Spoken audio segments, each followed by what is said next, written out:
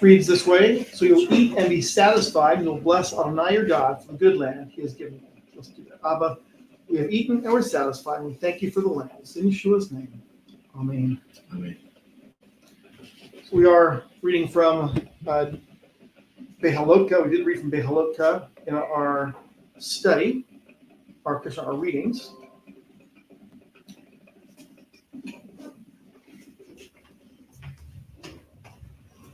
And this was the first verse of it in Hebrew and an English translation below that.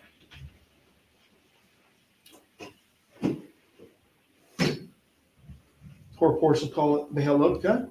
Got a question. Yes. So when I first started reading this right here, when you set up the lamps, the 7 lamps are to cast their light forward in front of the menorah. Mm-hmm. That confused the living daylights out of me. So you're setting up some lamp, and there's 7 of them in front of the menorah. The menorah is a 7-branch candle. The lamps are not set up in front of the menorah. The light is to go forward in front of the menorah. When I read it, was set, the lamps would be set up enough in front of the menorah that it would cast its light back on the menorah itself. So what lamps are they setting up? Other menorahs? I don't think that's the case, because when you look at it, the word for lamps there, hanarot, is in the text there. That's the lamps. Then it goes to the 7 lamps. The lamps are cast their light forward in front of the menorah. The lamps are the menorah. The menorah is the base, if you will. The lamps are on top of the menorah, and they cast their light forward, so it goes in So front do of they the have lamp. something behind the light so that So you don't cast it backwards. It's not casting backwards. I mean, it could be casting backwards, but the point of it is definitely in front of the menorah. So it's casting its light forward for visual in front of the menorah.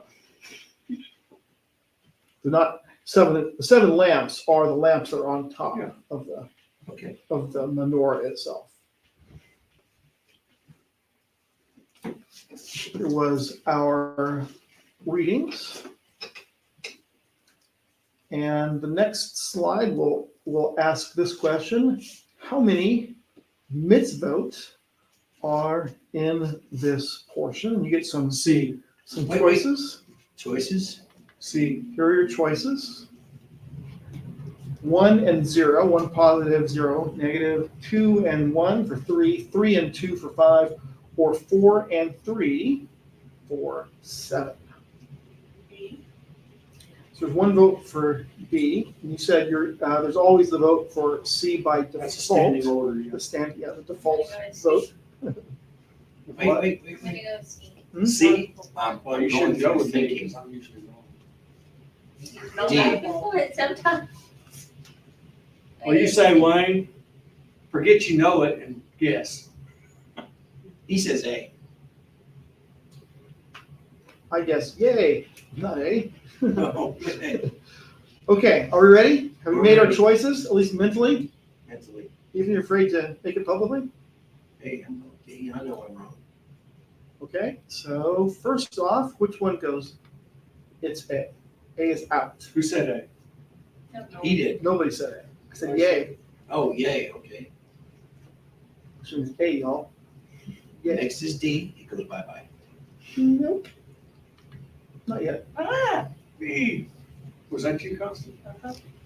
In this case, C is correct.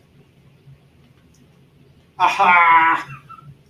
when in doubt, guess C. You were right. So we're down C. Well, you probably remember this one. She got you on that one. So here are the mitzvot.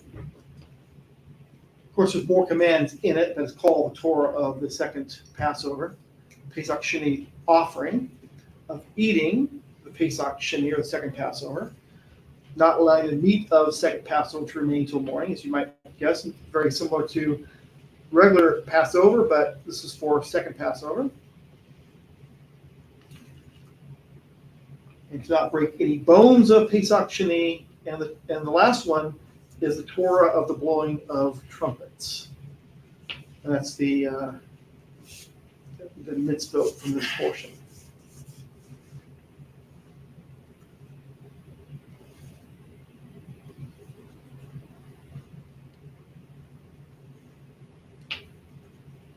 Okay, so brief outline. One thing I'm not going to cover the last one on there. But Beha'alotekha, what starts with in our portion is with chapter 8 here, and it's part of that first verse we read, verses, and it's actually from verse 2. It's the phrase El Mul Panei, means toward the front or the face. And that's what the lights of the menorah are towards. It's El Mul Panei. See, that's why, I could interject. Yeah. That's why I always took that as the lights had to be in front of them, extend from front of it, and shine back on the face of the menorah. See, that's what I mean, kind of like a wall sconce. I don't know what that is. Well, But, that's what I remember. Well, you know, because like the face of the old menorah fashioned would be candle what? holders when they the put front. them on the The wall. front of it. Like your face. What this is looking at in terms of what it's called in terms of the face is toward the shamash, or the center stem of the menorah. The Well, center. either way, it would be shining back on the menorah, on some part of it. Well, this is pointing. This is saying it's toward the center stem of the menorah. Yeah. In other words, inwards at the center. Well, the it could be face of too, it. yeah. It's reflecting back on itself somehow, instead of shining out away from it. The sages came up with a kind of what they mean. This is not necessarily scriptural, but you can see that it does actually compare a lot with the Ketuvim Mitzrayim. It says they say that the right side symbolizes spiritual pursuits, the left side is temporal matters, another thing you do. Thus, the Torah teaches that all activities should be directed towards Yah's face, towards His service, which lines up. I asked the question, how does it line up? Well, line up with, for example, 1 Corinthians 10:31. Can somebody look that up? Because I think it lines up pretty well with that. Tell us what it is, Constance. Time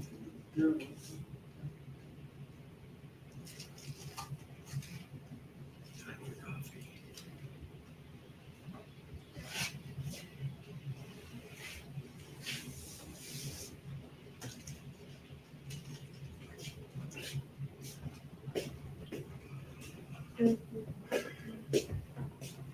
Good thing we're not playing Jeopardy.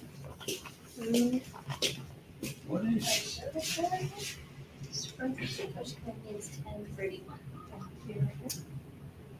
Whatever, therefore, whatever you eat or drink, whatever you do all to the glory of God. So that's the same idea as everything is towards Yah's face, or towards His service, or everything's for His glory, His kavod. Now, this we read it during this part of the Torah reading, but in the synagogue it's also read as part of the Hanukkah festival. It's read on the last day of Hanukkah. And what Ramban, Moshe ben Nachman, he said that this passage alludes to a later rededication of the temple during the time of the Maccabees.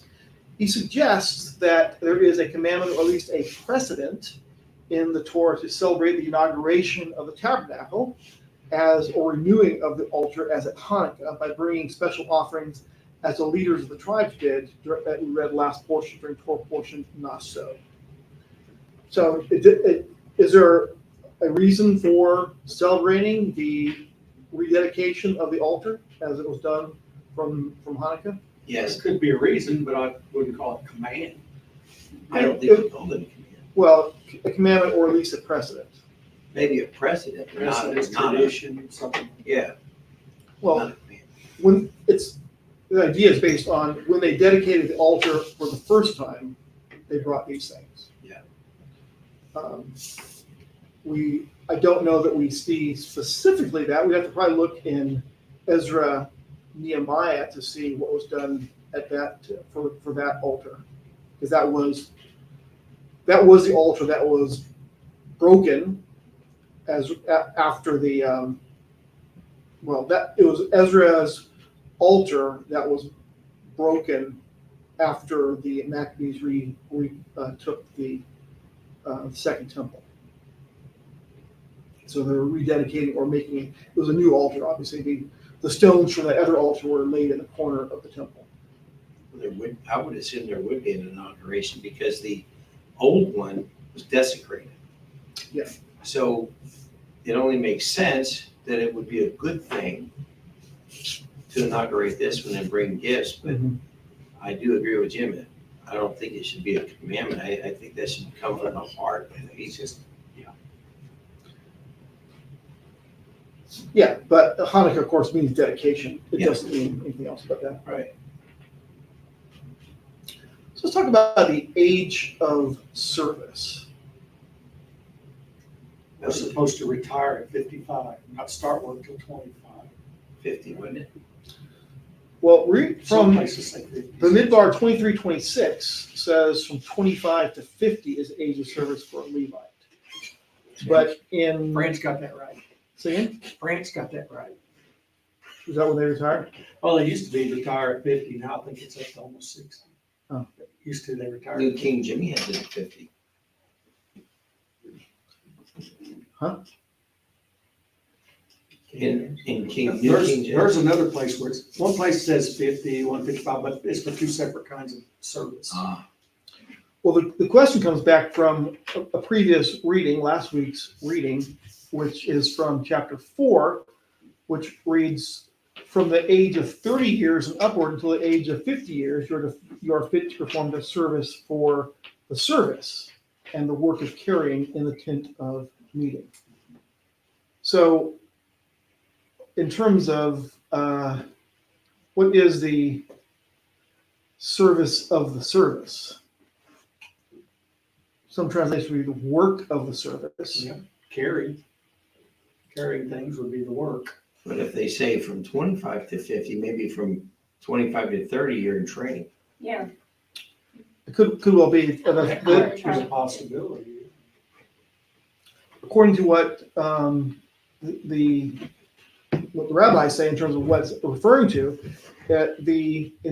in this section from 30 years, it's referring to the music with cymbals and harps, which is a service for another service, i.e., the sacrificial system.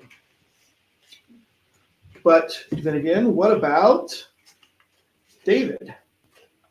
David lowered the age of service to start at 20 years. Wow. You see that from First Chronicles. Here's a text from it.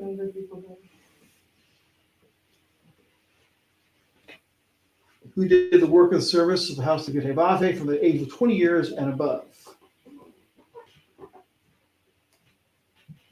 Verse 27 says, for the last words of David, the last words of David were numbered from the Levites were numbered from 20 years old and above. Well, numbered from doesn't mean they're started full service at that age. Might be a training thing or something. Well, this is the same thing though. If you look at it, it's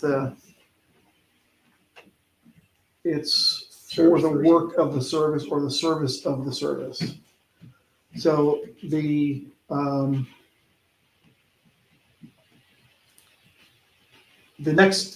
later on says last words, but here's what the last words were. Counted by head for the number of their names who did the work for the service of the house of Beha'alotekha for the age of 20 years and above. Whereas the service of the service in Midrash 4 was 30 years. In the ones who do the service, it was 25 years. In Midrash 9 in our Torah portion, or 8. So there was probably a big difference in what the term service included tabernacle and what it included in the temple. Because you didn't have to carry posts and tents and all that anymore. Well, it seemed like there'd be less work, but they expanded, You would think. but they expanded it the other way. They expanded it for more, down to age 20. So they found more things for them to do than before, apparently, or was needed. Excuse me. I know that I've heard, like, I've definitely read the commentaries on, the differences in different parts of the Torah for the age of service. But one thing I haven't really understood, whenever we read that, the prior Torah portion, I think it's in So, the one that talks about the Levitical service. No one ever, I've never heard anyone address why when the Levites were numbered in the wilderness, Moses started numbering them from ages 2 months and up, but all the other Israelites were numbered from 20 years and up. But no one ever, I've never heard of a reason for that. I know it's not connected, but this is the portion of that that we always hear about, but I've never heard anyone mention why did Moses start numbering them at 2 months and up, but all the other Israelites were at 20.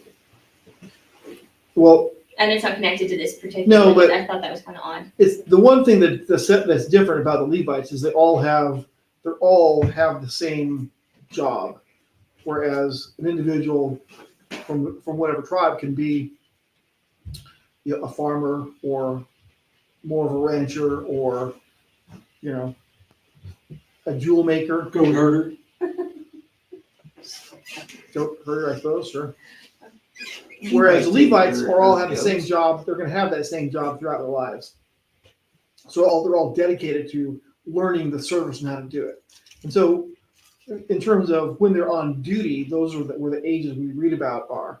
But before that, they're all, if you will, in training to perform that. They don't just start on day one with, okay, go and do it. You have to learn how to do it because of the importance of it. We see the importance of how important the service is with regard to the ones who did it wrong, so to speak. Nadab and Abihu were killed because of their lack of attention or whatever reason were. They weren't following the words properly. And so from birth, essentially from 2 months old, they're numbered because You don't see many 2 months old ones doing service in the temple. No, you don't. And they won't be doing service in the temple. But their whole job is going to be that from this, not something else. They're going So to they be start doing training from that age. from that age. I mean, maybe 2 months is a young number to be training for it, but at the same time, they're being prepared for it for their entire lives. That's why the number. They will have never known anything else. Yeah, that would be their entire function as their vocation. And I don't know that this means anything, but why 2 months? I started 2 months. I've heard one thing that I think sounds reasonable is there was a lot of infant deaths, newborn deaths back then. If you made it to the second month, pretty sure you were going to go ahead and live. And that sounds reasonable. I just thought it was interesting because it seemed pretty obvious that the way that the census was taking place for other Israelites, they were measuring their military strength, and that kind of seemed to be a different approach to the Levites being numbered for how many were going to serve. Apparently, how many would serve in the tabernacle and in the temple. I thought that difference was kind of interesting because they could have done that for the Israelites too. They could have, for the rest of Israel, they could have numbered. I don't know everybody. I don't know how efficiently you could train a 2-month-old to be a part of the military. I don't think so. So It'd be a challenge. We'll see us online. Shabbat Shalom, you see it?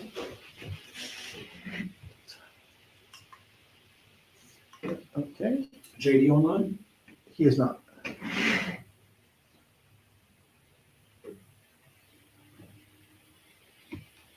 All right, chapter 9, Pesach in the wilderness. We talked about second Passover. And this is what we're talking about here. And on the 14th, this is not second Passover. This is the first month of the second year. So it is the second time we did Passover, so to speak. And as we read this passage, and we see what happens here at the end of it is that the children of Israel they perform the second Passover, or they performed their second Passover, not the second Passover. They performed Passover on the 14th day of the first month, which is Passover. The first Passover. Yes, the first Passover. I guess that's a good way to say it. But we see it. There's a little bit of out of sequence in the sense that we start. We read here in chapter 9 about doing Passover in the first month, but it seems that Bimidbar chapter 1 starts on the first day of the second month in the second year. So it's a little bit out of chronological sequence. Chapter 9 comes in with Passover, which would occur before the events talking about here in chapter 1, verse 1. In this section we read on second Passover. It really is the only makeup feast that we see in the Torah. A makeup feast in that if you are not able to make the feast because of being out of town, far away on a journey, as it says, or are unclean and can't go into the tabernacle or bring it to the tabernacle, so you have to do it in the second month, between the evenings. As we've talked about, traditionally what's understood by between the evenings is between the first setting of the sun and when the sun sets. So it's the first evening in that sense is when the sun begins to go, towards going down. So in other words, afternoon up until the time of the sun sets. So when in temple times, what is the time we read about when the Passover lamb for Israel was offered? What time of day was the Passover lamb offered in temple times for the people, not the individuals, but for the children of Israel? I think that most people estimate somewhere around 3 p.m. Right, somewhere between 2 and 3 p.m. is the traditional. And that's right out. Well, from tradition, from the testimony in the Mishnah, that tells us when that happened.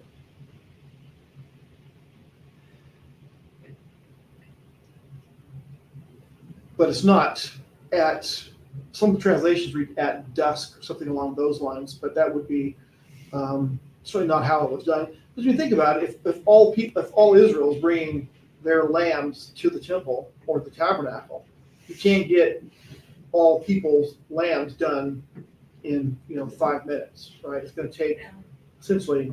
But you can the one the priest does. But Yes, but all Israel is to bring their lambs to the temple. It's not That's an so. all-day event. It's all day. It's all afternoon event at least, right? I've always been taught, though, that it's one of the pilgrimage feasts.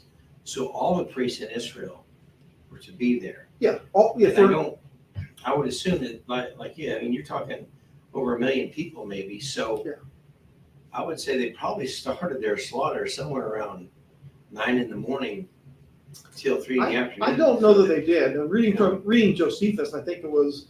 I mean, he is probably the earliest source commenting on how it was done. And it was from the first. It would be between the evenings, meaning the sun has to be starting to go down. So you don't actually start that until noontime. My deal was between the evenings, meant at 3 o'clock. Between the evenings means between the time when the sun sets and between when the sun does So set. from noon down. Noon to Okay, well, same difference, because you're talking, I don't know if it'd be 1 million lambs, but it'd be close to it, maybe 500,000. And you have enough priests up there. It was like an assembly line. This priest would do this, take it to the next priest, and then by the time it got to you, it's like, okay, here's your lamb, take it home and cook it. So yeah, I mean, in terms of, it may be adding a bit in terms of the. And some actually did it the day before because they could do it the day before if they were gonna be busy performing something the day of. Well, I've seen it taught, I've heard it taught about a training feast or a teaching feast that rabbis would teach their Talmudim, Yeah. but it wouldn't be the day before, it'd be on that day to be the Passover feast. But what the way Josephus describes the day of Passover, it may be adding a little bit more of allegory to it, but he says that the streets of Jerusalem ran red with the blood of lambs as a result of that. But there was, in terms of the number of lambs that would be brought, the command is it's one per household or one. Yeah. So there's got to be how many households are there that are now in Jerusalem for the pilgrimage feast. Now that's a good. We'll talk about this in a couple slides, but the Passover is connected to Hag HaMatzot, which is the pilgrimage feast itself. But in order to be there for the unleavened bread, you basically have to be there for Passover as well. Yeah. And that's, you can't, for bringing your lamb would be, bringing it to the. I'm sure they have up close to maybe 250 to 500,000 households with everybody showing up, I'm saying. Well, we know, from the time of the wilderness, there's, more than 600,000 males. So that's going to tell you probably somewhere in that neighborhood of at least how many you're going to have. So Scripture doesn't tell us any more in terms of why there weren't any other Passovers listed in the Torah. But the second year is the only other Passover mentioned. Any thoughts on why this may be the case? My thought is, after I read that this morning, again, it's like, they were there when they left. They had the Passover when they left Egypt. So they were in the wilderness at the mountain of God that second year for the second Passover. And my assumption is that's when they decided, I believe that's from what I read, they're going to move out from there, so they had to mention it. Pentecost was coming, so they already had the giving of the Torah. So off they go to conquer the land or do whatever. And then the only other time I know it was mentioned was right before Joshua took them into cross the Jordan. Well, on the crossing of the Jordan, that's where I'm thinking is linked to, related to, is the passage, their children whom he raised up in their place for the people who died in the wilderness, Joshua circumcised, for they were uncircumcised because they had not circumcised them along the way. So none of the children who were born in that 40 years, except for up to, I guess, the second year, were circumcised along the way. And that's the question of why that was the case. I don't really know. But we do see that they weren't circumcised along the way, so you can't eat Passover unless you're circumcised. Well, for males. Okay, so does it say that in the 40 years, none of them were circumcised? Or is it in the last year that they were on their way up? Because they were in the wilderness 40 years, so they couldn't go into the land, they couldn't go conquer it.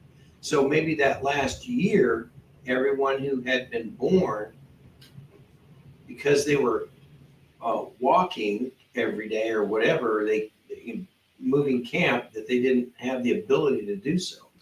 Well, I don't know. It's not in this verse, but elsewhere it says they call this place the Hill of the Foreskins. Well, then it would be 40 years. It would be 40 years worth of uncircumcised males in the wilderness, it seems like. I can understand that. So an interesting thing, now this is Pesach in the wilderness. In second Passover in the land, this is the time period of when Israel had not been doing the Passover properly for a while, it looks like. And they had not been, this is what as part of we read as the preamble, if you will, to our Bet Tefillah Passover.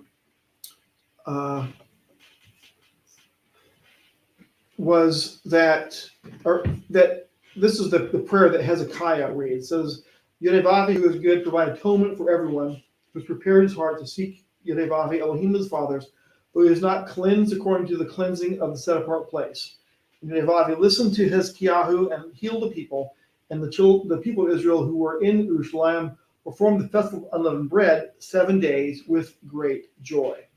So, as you read this section about how they did a second Passover in the land when they didn't do the first one because they hadn't been reading it, didn't have the scriptures to do it. They found Devarim, right, I think, and went from there. But what we read about is Israel did second Passover as well as second unleavened bread. That's how, in practice, it was done.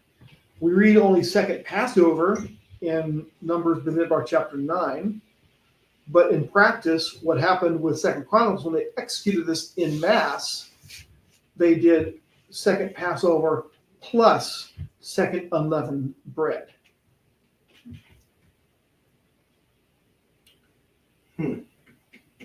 And so in practice, what we see then is that during the first temple period, Passover itself was understood to be a pilgrimage feast.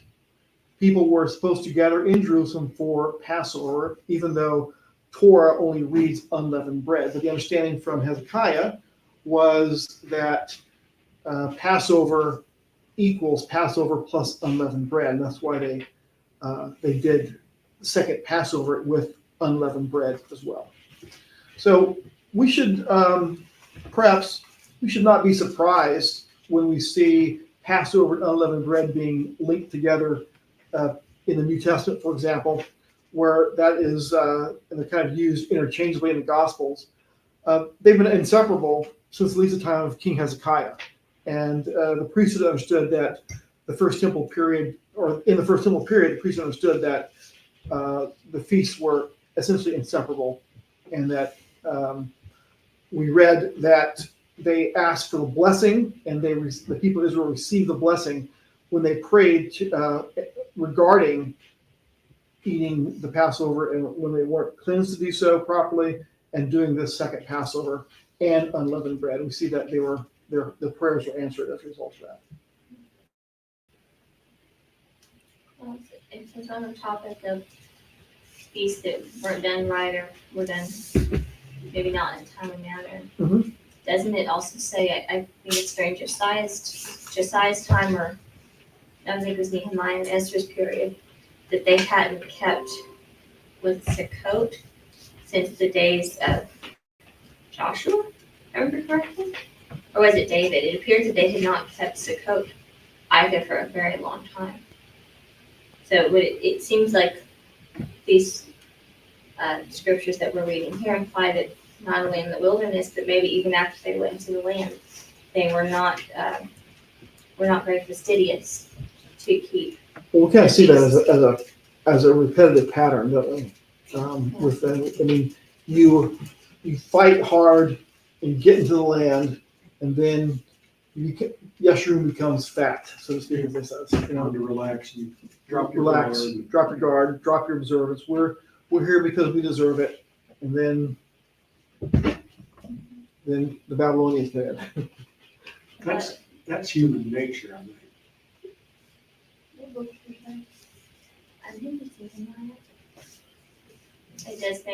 It does seem a little bit odd though, because I don't know, it kind of makes it seem, puts things into a different perspective when you think about how divided and how upset some people can become when they feel that feasts aren't being kept properly, or even have a different calendar that they want other people to follow. And when you look at it from that perspective, you're like, well, heck, at least we're all keeping the feast in some way. That makes it seem like we're doing pretty good.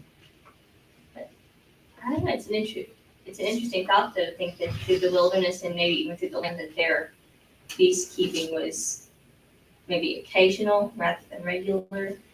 Well, I'm thinking wrong on this, but as far as Passover, there was only one Passover with the tabernacle. There was the first one in Egypt, and then there was the second one in the tabernacle in the wilderness, and the rest of them were after the temple. Mhm. I don't know about that. I don't know if there's something that says that they didn't keep Passover until the temple was built, which would be King Solomon's time. I don't know that that's the case. Doesn't say they did either. Did or didn't. Well, There's nothing alluding to any other Passover in the wilderness. Is well, there? well, there's nothing alluding to another Passover in the wilderness. I don't know that, and that's my thought on they weren't circumcised for it, but I don't know that we can say with certainty that it wasn't being kept No, with the certainly. tabernacle wasn't. When the tabernacle was functioning in Shiloh, for example, were they doing Passover then? Don't know. Were they? I think yes, but I don't know that I I would can. hope, but Yeah. I don't know. Looks like there'd be some kind of evidence or writing or something. Whether good question was when do you see Passover again? With even the word Passover. It's kind of on the same lines. You don't see it again until they're in the land. Well, right, don't see it until they're in the land, but where or when in the land does it show up again? That's true, because they were in the land, I don't know how long before the tabernacle was actually built, before the temple was built. Well, according to Joshua 5:10, the camped at Gilgal, they observed Passover in the evening of the 14th day of the month on the desert plains of Jericho. So they did observe it there. But they didn't do it till they were in the land again. Right, that was the they did it only in the land. That's Except for true. the second one. Right, they did the second one outside the land, but none of them were done between that and the time they entered into the land. And potentially because they thought it as a feast of the land. I don't know if you can say that because they did one in the desert, so it wasn't just a feast for the land. But they weren't circumcised, so that's why they had the hill of foreskins when they came into the land to do that.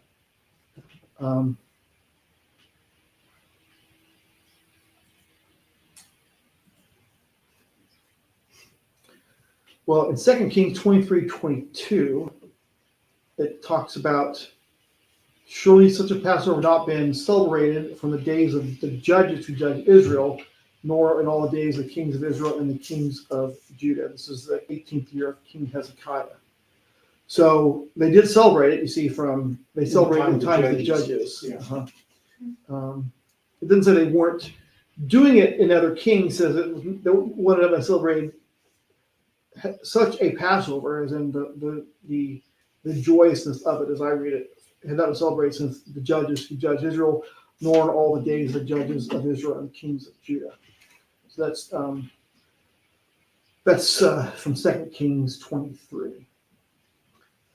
But you don't actually see it. The word Passover does not appear in the word in Pesach doesn't appear in the times in the book of Judges, for example. But it doesn't mean they weren't. It wasn't. This says they were being done then, but not perhaps as joyously as it was during King Josiah's reign. All right. Chapter 10.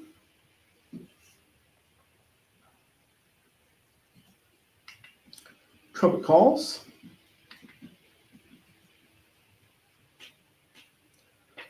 So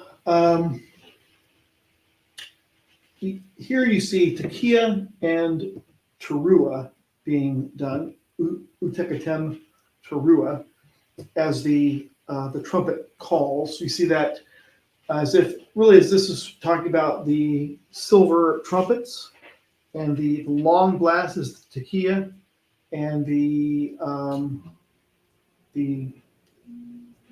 there also is the Tekatim Teruah. In other words, the alarm is the short blasts.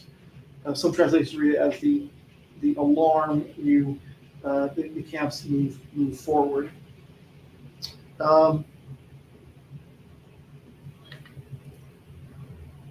You shout a second time, in other words, the single blast second time, then the camps lie on the south, the camps lie on the south side, move out. And the priests blow the trumpets, and shall be to you for a law forever throughout their generations. And here's another translation of that with blow teruah, camps encamped move east. A second teruah, the camps encamped south travel. When they assemble the congregation, they blow a tekiah, a long blast, not a teruah. Teruah is the short blasts, and this is as it says, a eternal statute. And the trumpets, as you see from that, are the silver trumpets, not the shofarot.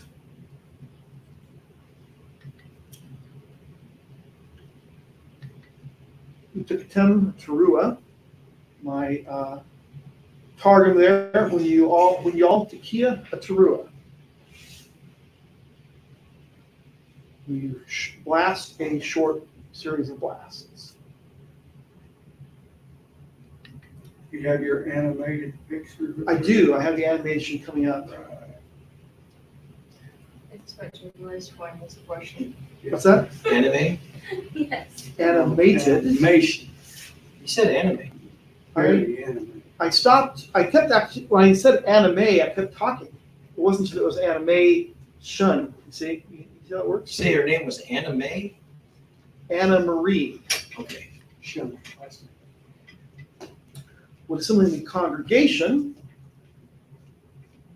in the kahaling of the kahal. What time was Wayne in? He was one of the later sages. He was during the time of Saint Jerry Garcia. Very interesting. He's still around. Here we go. Moves out. Next one. First of all, I got to get there first. I got to get there. They departed Can't first. push out. Yeah, the banner of the children of Judah departed first. Here's a diagram of the camp before they move out. Okay, this was the camp. This diagram was the camp after they moved the tabernacle into the camp. Right. When it was set outside. Yeah, when it was outside the camp, and then it was moved into the center of the camp, which was I think mostly this is where it was. There was time when outside the camp, so the children of Israel wouldn't die because of the proximity of it. So here's another view in the order of march. The order of march, it doesn't actually give us a lot of information as to where are the priests. It doesn't list them specifically, the Kohanim. But you have to think that Where they are in the march. where they are in the march. It doesn't list Because them. in camp, they're around the tabernacle. Right. So with the ark in the lead, and they take the tabernacle apart, the Levites are carrying the tabernacle. I would think they'd be out in front. Yes, my assumption is they'd be with the ark. They'd be in the lead. It's an awful lot of material to be carrying. So we'll see how this plays here. We'll see how it runs. We'll see. I don't know. We'll just see. What year did you make this animation? That was a long time ago. Long time ago. I don't remember what time it was. Circa Circa, 1880. probably later than that. But it starts with the Shekinah going forward. Not where you sound with that. Sound up.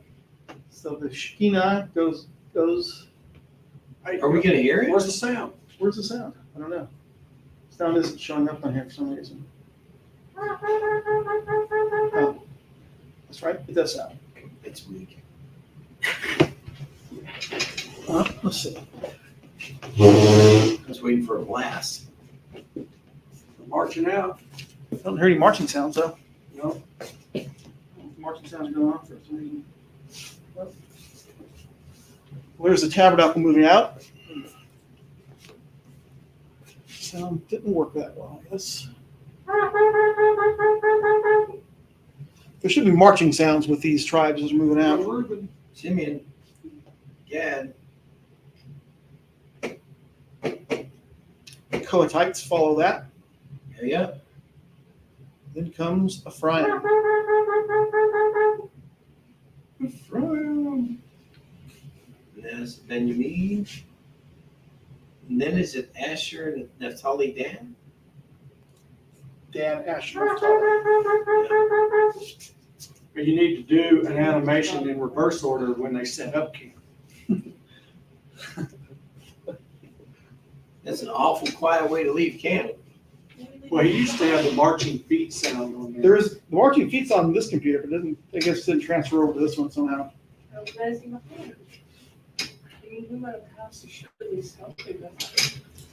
Oh no, you can't. You take everything with you. So I wonder how long it took them for the last Hours. tribe to leave, because you had all their goods, their animals, their things, their crops, if they carried any crop with them, Let's just say. all the gold and silver that they took from Egypt. All of their dogs. I bet you it was a 12-hour period from start to finish till the last tribe started moving. I mean, because they left Egypt in a night. I mean, they must Well, have that pretty really good at wasn't it. in order They didn't because leave Egypt in a night.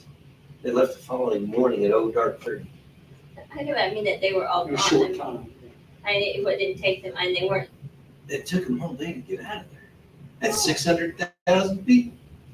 I mean, they made it to Sukkot pretty quickly. I mean, or this the whole pattern of evidence thing. It was, You could move 600, million people a lot faster than you think.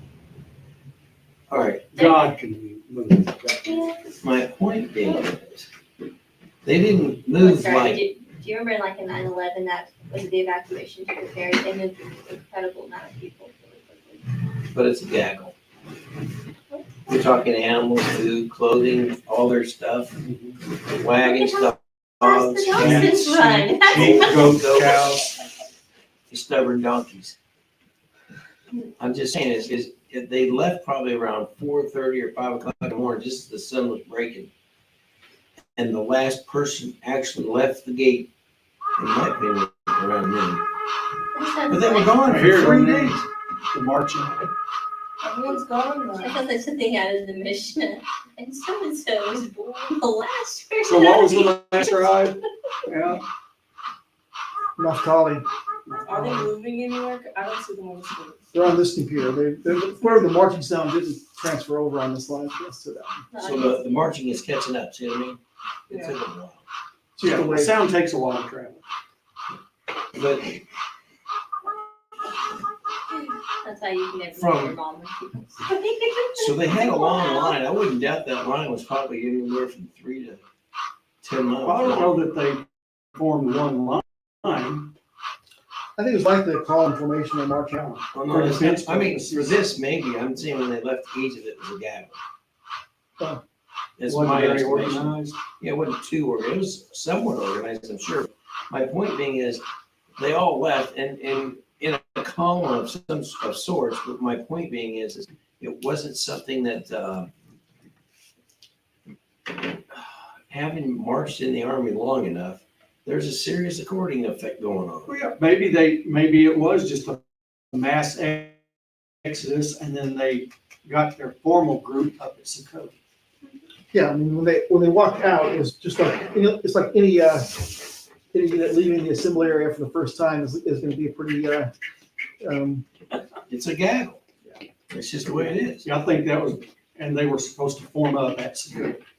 They formed up, took the bones of Joseph and took off.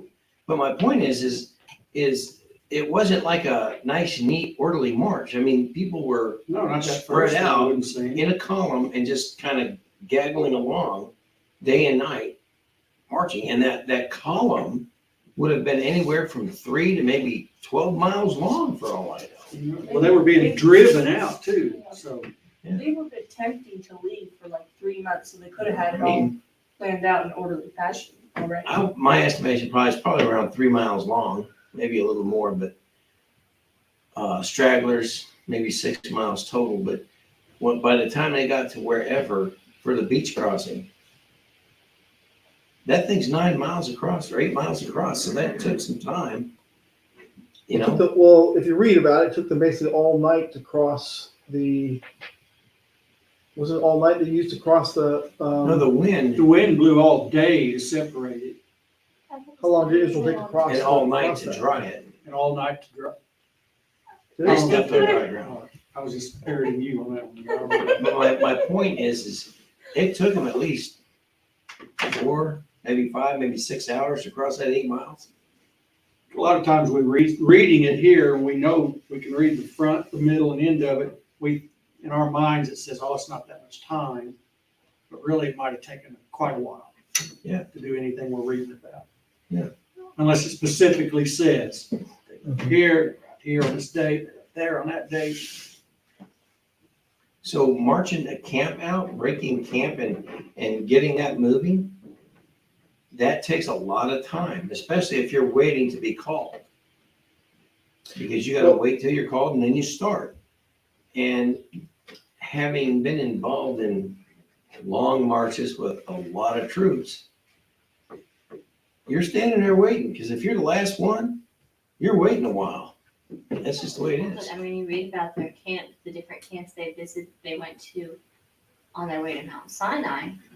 There was not a ridiculous amount of time in between those camps. I mean, Well, yeah, that's and not, it wasn't, it didn't take them eons to get from one place to the other. oh, no, I didn't say So that. they probably It's not had a taking level eons. of efficiency developed by that time. Oh, I'm sure of that. What we see from the order of march and moving out is that this march was organized. It was Yes. designed to be, you leave, okay, wait for it, now. So you have to be ready to move, right? You basically have to Yeah. be formed up, ready to march. Ready to go. Just Just the like time between. Just like a parade for a general's, Yeah, so whatever. you would potentially put some kind of a gap in between Yep. the last of the previous one. How much time is that? Yeah, who knows? Depends on, it's the time it takes them to blow the shofar and tell them to go. I mean, it doesn't say who's making the decisions on where this is going, but because Moshe had to say probably near the front of the column, but somebody's got to be Somebody's gotta be there to say, Somebody okay, has to now you be- go. the MCC to tell them when they're supposed to move out, movement control center to tell them when to go. Put it all at the same time. So in this portion, we also I'll see tell you. what's called the inverted noons. Moving 10,000 people in a parade formation around a huge parade field, you can do it in about 30 minutes. That's trained people. That's trained It's not people. like that. But they were. Right, exactly. But that's just 10,000 people. Now you go for 50,000 people per tribe, rough. Now you're talking some time. Okay, sorry, didn't mean to interject. Well, that's stuff you think about. Well, yeah. So there are, on a Torah scroll, you see these as two inverted letter noons, the kind of brackets, 1035 and 1036, as if they're kind of, in modern English grammar, would be a parenthesis. This is how it kind of looks on a actual written Torah scroll. Did somebody tear that apart to get that? Tear one apart to get what? It looks kind of wrinkled up at that corner. Yeah, it looks like you tore it out just to. Tore a page out or something. I don't know if they tore it out, but to get it, I mean, how you have, it's a copy or a picture, so it's gonna be, not, I mean, this is, I'm sure probably from the ancient text or ancient scroll, Torah scroll.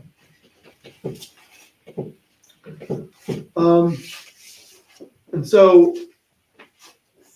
what is the meaning of the inverted noons is a question that comes up, and this is one of the few times where there is lots of commentary from from the ancients on what the textual anomalies mean. There's some midrashes on it, one of which is from the Talmud itself. It says in the Torah parchment, the section is preceded and followed by a reverse noon because it ranks as a book by itself.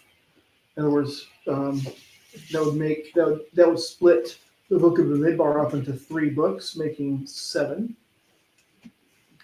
It has signs above and below in order to inform you this is not the proper place. Is another commentary on it, which kind of conflicts with the other. So these are guesses. Yes, But old guesses. they're old guesses. Old guess, new guess. But old I guess. guess they did have people who told lies back then too. I don't know. Well, we know the serpent was the first. So this is the two verses are enclosed in inverted nunes to indicate that they are not here in the proper place. What how it says, or taken from a possible another source, by from the Book of the Wars of Beha'alotekha, according to Numbers 21:14, and from a distinct section, scroll, or even a book of the Torah. Some of the rabbis held that the Book of the Numbers is consisted of 3 sections. Accordingly, you can count a total of 7 books of the Torah. Thus, it is Torah that is the 7 pillars of wisdom from Proverbs chapter 9.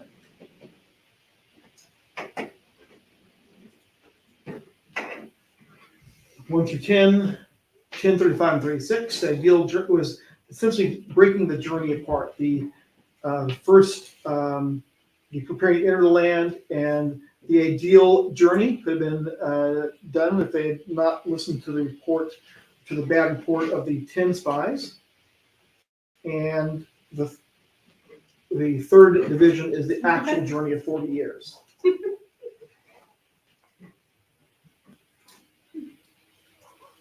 So, as you might have guessed, like many of the textual anomalies, this section is missing from the Dead Sea Scrolls. So it's unknown how ancient, though, the inverted nunes are. There's another teaching about it. The inverted nunes mean a noon is the quickening of life, and that the picture of a fish swimming away quickly. But a letter drawn backwards, what does that mean? Is the quickening of life from the dead. That which was dead has come alive. It is a sign of the resurrection. Verse 35, this Midrash says that the verse 35 tells about the resurrection of Messiah.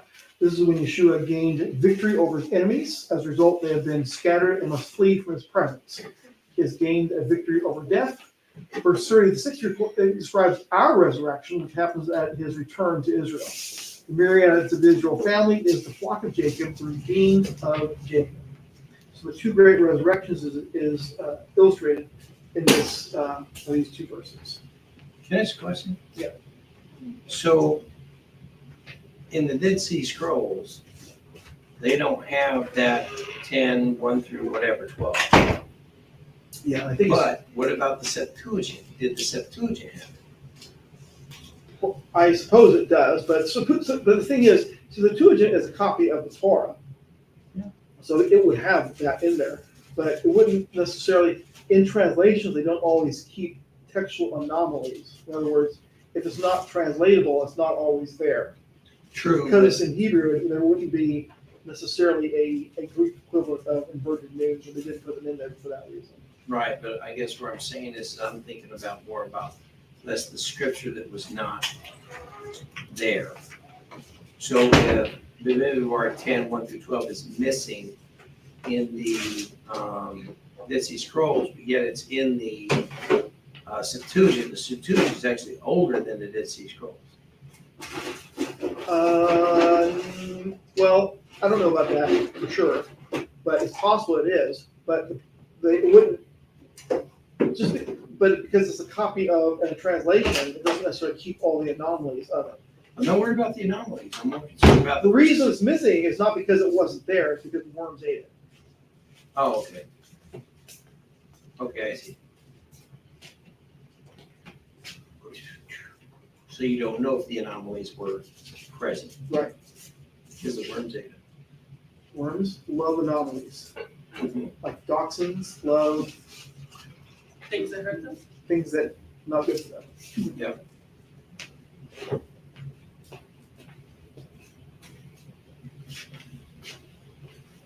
There's some chocolate flakes, raisins, all sugars. What else do you like that?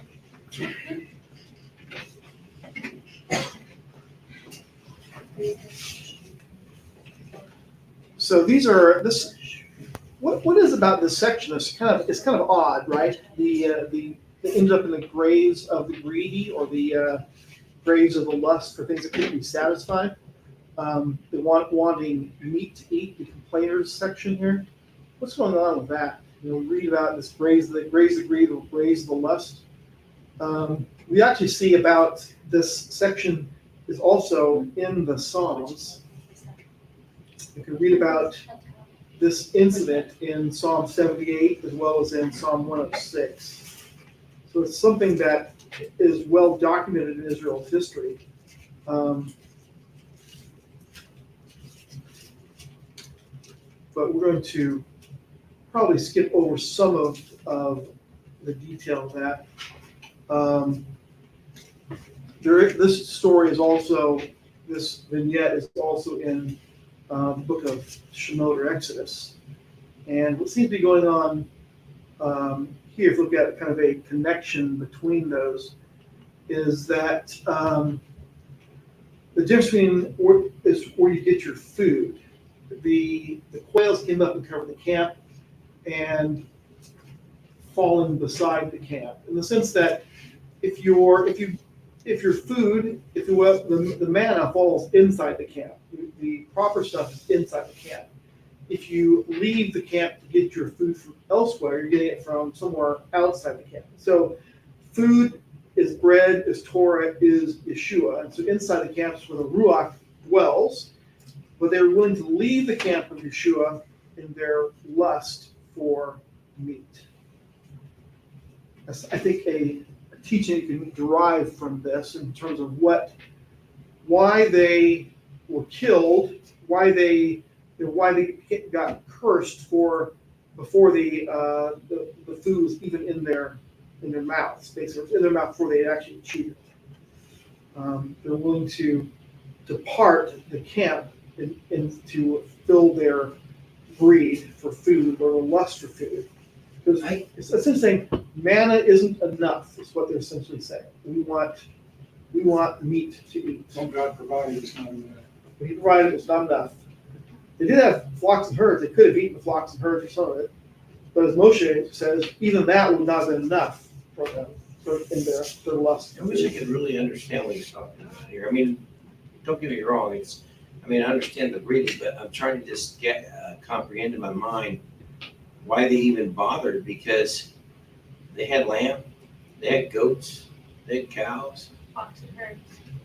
Yeah, they could They have need their herds to survive. cut them up and along with having manna. It's not like it's not there. Right. But we want something for free. Oh, yeah. Well, I can see that. That would make me upset. They got a lot of that free from Egypt by spoiling Egypt. They got free stuff in Egypt. They just had to be slaves to get it. All right. No, I mean, when they left, God used them to despoil Egypt, took their gold or silver just for the asking. That's Right. for all the work they did. But they wanted what they remembered wasn't the gold. They remembered the garlic. They enjoyed the flavor, the spices. A Keith Green song. What, manna again? Well, manna bread. Exactly. Yeah. Yeah, I can see, but man, I'll tell you what, that would be so horrid to be putting something in your mouth and all of a sudden it turns to worms. Gross. Is it at all significant that the text implies that it was the mixed multitude that kind of started this whole craving? Mhm. It seems, I don't know, to me that seems like it might be just a little bit, that might have had something to play in it. People who were a part of it and they were welcome in Israel's deliverance, but their mindset was not the same. They were leaving Egypt because of something that had only happened recently.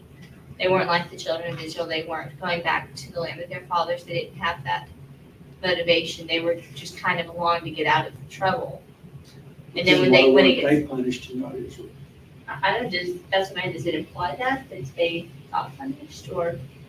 We don't see them. I mean, sometimes you see them as being the cause for the quails. I think you see that It just primarily kind of in. implies that they started it, so is that why the children of Israel were punished for this? Because they were listening to people who didn't, they knew better, those people didn't. Mhm. Is that kind of the implication that you're going along with something? People who are kind of ignorant, maybe that's where it's going along. It's as if that their lust or their greed caused Israel to stumble because they became the dominant voice. That give us meat became Could dominant. be, but I think a lot of things is blamed for Israel's wrong, and really it was Israel that was doing it wrong. Yeah, well, I mean, even if it was caused or started by a group joining them at the last minute, the Erev Rav, it was certainly that this mixed multitude had just as much rights and it's never called anything but Israel after that. So they're really part of Israel. They could be being blamed for it because of the idea that, I mean, it is true. We see oftentimes things trying to be shifted, blame shifted. That's not really, I mean, it doesn't, shifting blame doesn't really help because it means you're still following what your own, just because someone else's lust caused you to lust also, you're still lusting as well. You're still being accountable for your own greed, but you're wanting to get that extra meat. Essentially, we want free food. That's what they're saying. We want free meat. But this Other than the meat we got. yeah, we want free. This quail, of course, is not parva. So just FYI, it is actually meat. So. It's not fish. What about the 70th? I think I may have hidden some slides here, but there is this vignette with the 70. And an interesting part of it is where it says that they prophesied and did not continue.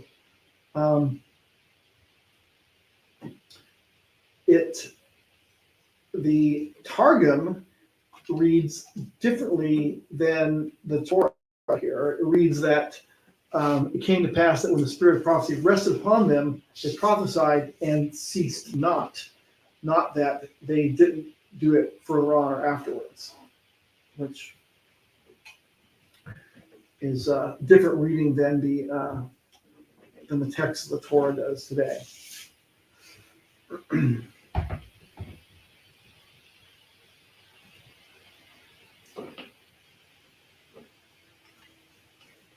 So you have this vignette of Eldad and Medad.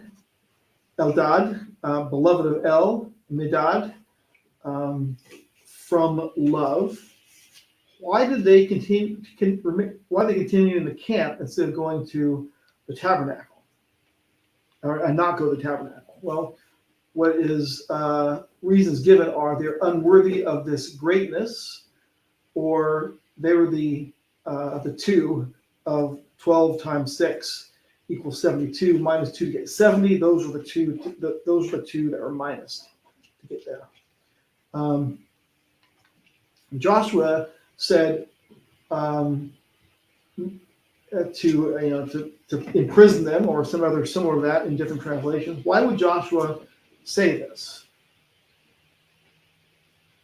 Well, according to tradition, this is in Sifrei, Beha'alotekha, Talmud Bavli, for they were prophesying that Moses would die and Joshua would take them into the land of Israel.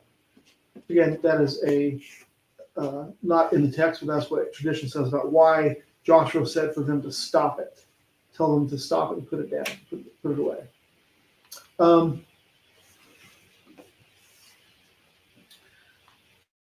Interestingly, the conservative commentary from Et Chaim says on this, when Moshe says, I wish I might put a spirit on all of them, their commentary is that the Lord does not restrict spiritual gifts to particular individuals or classes. In other words, spiritual gifts can go to anybody, not just on a select few.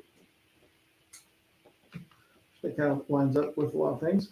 So in chapter 12, it's the vignette of Miriam and Aaron versus Moshe, and the idea of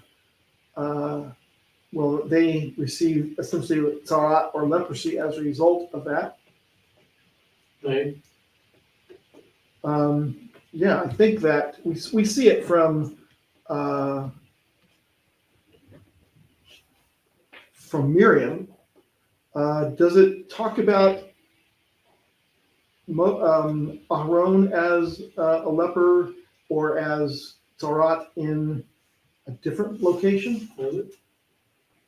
Um, I would think because he is holding the office of the high priest, he would not get that. I don't think he's holding the office of the high priest. That was there alone. that's true. Talking I'm about talking about Aaron. Oh, okay. But Moses is a friend.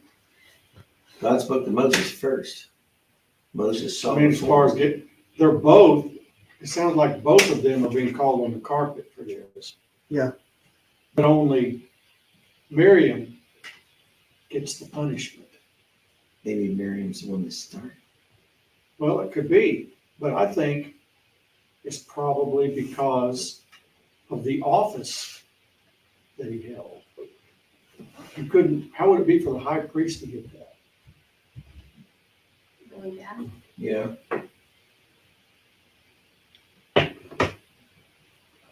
It was made clear he was at fault too, that's why he was called there too, but to actually infect him with it while he's in that office? You know, it sounds like Aaron's not the instigator though. And that's what's going on here. Because you remember the golden calf, Aaron was the one that jumped out there and said, hey, let's make a golden calf. Nobody went along with it. Exactly. He was not the instigator, but he It might went be the with it. same thing here. That's what I'm thinking. It But seems even like, at the golden calf, he wasn't punished. well, it wasn't really. maybe not, I but think it's because of the office, the high office he held. I think it's because she instigated it and wanted Aaron to go along with it, but he was kind of like, I don't know. And then the Lord said, we're going to fix this right now. And because she started it, Well, it could be that, or it could be that sometimes, especially with families, sometimes a good way to punish everybody is to punish one person. true. I'm saying sometimes that Well, can be then, why a wouldn't form that of have punishment been itself. punish the leader? Why wouldn't that have been punish the leader then? And then that shows everybody. That's true, but I mean, Moses, those kind of things. I'm not talking about Moses the leader, I'm talking about the high priest, Aaron, Aaron. I see your point, yeah. but if Aaron did it, I agree. If Aaron started it, I think he's punishing who started it myself. Well, Miriam's the only one that's put outside of camp, Yep, I think. Well, that's because of what she did. yep. That's right. But then again, it was jealousy too. You know? Maybe Miriam was jealous because Moses had all this and that. Aaron Well- got a piece, but I didn't get nothing. Well, that's kind of what it says in,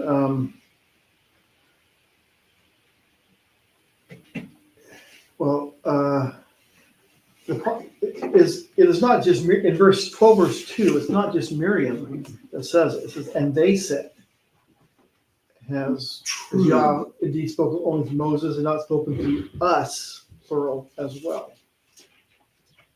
Yeah, but I'm thinking Miriam started it and he went along. Or Aaron's punishment was a lecture, like a good scolding. Why? Why make a difference between him and her if he went along with it? I don't know. Maybe she was jealous of Moses' wife because she was a Midianite. I think it's because of the office. I think that makes more sense than anything to me. Because he was She was in the that high priest, office and he was dedicated in that office. and he can't serve in that office if he was a leper. So that would leave nobody there to do it. Well, it's clear in verse 9 that Yah's anger burned against them, Mhm. not just Yeah. against her. That doesn't mean he didn't get punished somehow. Well, no, but it would have been after he was out of office. Yep. He did have two sons die, you know. That's sad. But still, I think that's just, that brackets the holiness of that position. yeah. I'd have to give you that. That the the Kohen Hagadol can't become unclean and not be able to serve. Otherwise, the whole system falls apart. Well, in Aaron's, in 12 verse 11, Aaron's, okay, slide. Did he repent? Now, in 12 verse 11, it says, Then Aaron said to Moses, O my Lord, I beg you, do not account this sin to us, in which we have acted foolishly, in which we have sinned. So then maybe it is totally no office. May not, but I mean, that makes sense. Makes sense. Yeah, I'm not totally I mean, disagreeing. we can look at it, and if it's not that, it would be because of Aaron's immediate repentance. Yep. Yeah. And thinking about not just himself, he said, do not let her be like one dead whose flesh is half eaten away when he comes from his mother's womb. And then what happens is Moshe prayed to heal her.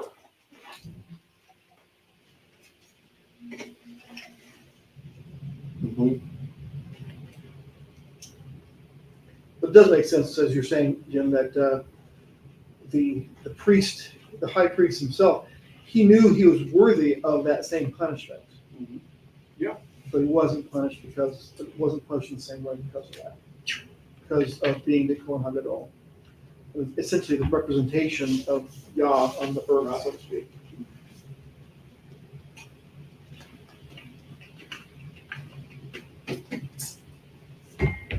But he did ask to be forgiven too. Sure.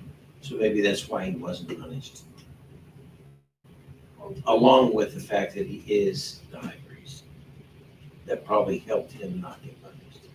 Because maybe in that case, God could have struck him dead. And his other son, could have taken over. Her sons were high priests. Eleazar. Which brings us to the distinguished therapy dogs questions. Any questions? San Diego? Padres? She's a Padres fan from way back. What a fan.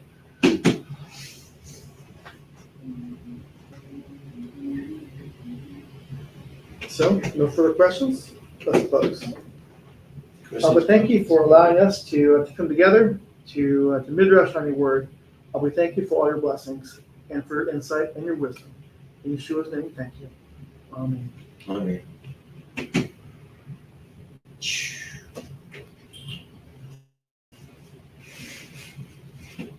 Okay.